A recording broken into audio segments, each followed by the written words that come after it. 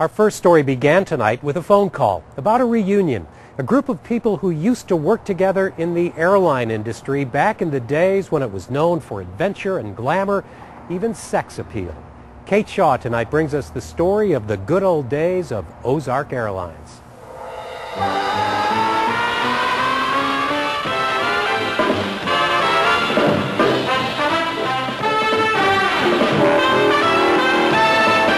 The airline started in 1950 with actually 4 DC-3 aircraft. We flew 3. We kept the other one as spare parts. So we started actually with 3 airplanes and 40 employees. It's also interesting that we bought most of our airplanes from Parks Airlines, which was located over in East St. Louis. So all we did is we painted out the P and had the ARK left and put an OZ in front of it, and now we had Ozark Airlines. And that's a true story, and that's how it all started. Eventually, Ozark had a fleet of 50 jets flying coast to coast. But in 1986, TWA took over the airline, and that was the end of Ozark. At the time TWA took over, we were one of 2 airlines that was making money. So we weren't taken over because we were doing badly. We were taken over because of what we could do. Although Ozark Airlines has long been a part of aviation history, a group of former employees known as the Silver Swallows still gets together every year at Smart Field in St. Charles County. It was family. Ozark was a family-oriented airline.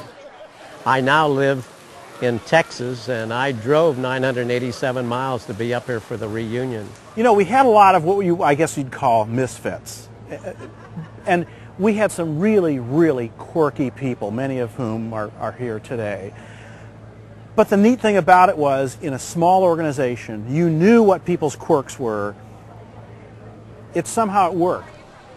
I flew 31,000 hours, never scratched an airplane, and never had any problem, and I enjoyed it immensely.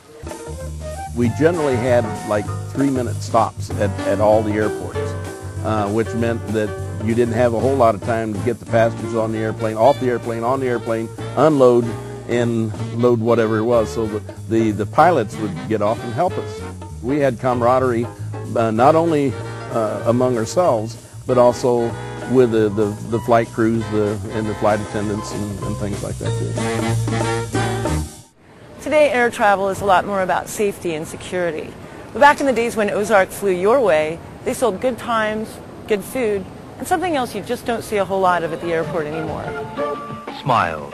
We're big on that at Ozark Airlines. So you're welcomed on board with a smile and made comfortable with a smile. You even get your hot coffee with a smile. That's why at Ozark we say, smiles. We're big on that. Even today you run into passengers that tell you how much they miss Ozark because it was such a friendly airline, and the food was so good. And when these people were getting on the airplane, they could smell that French bread cooking.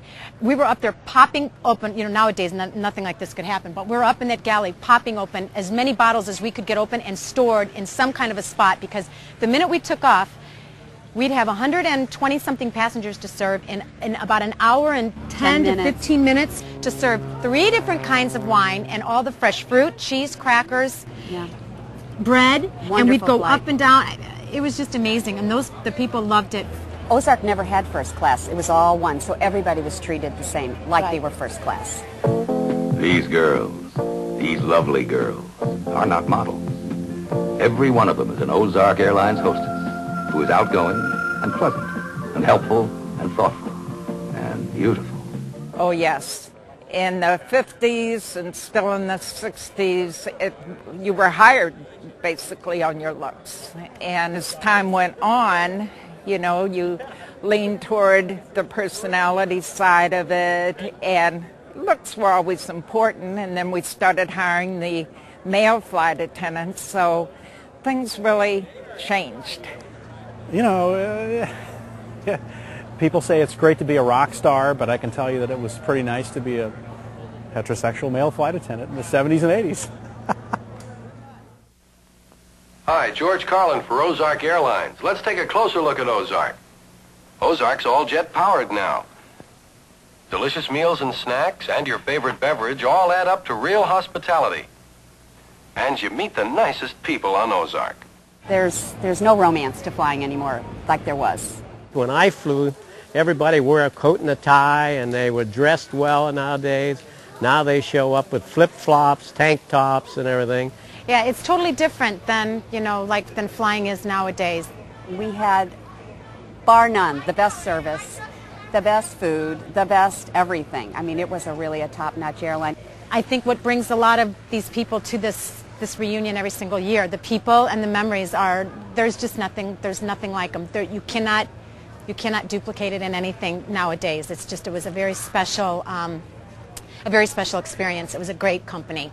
I'm very proud of the airline. The airline did an outstanding job in the history of aviation, and there's one thing that we want to remember, that Ozark Airlines is gone, but it is certainly not forgotten.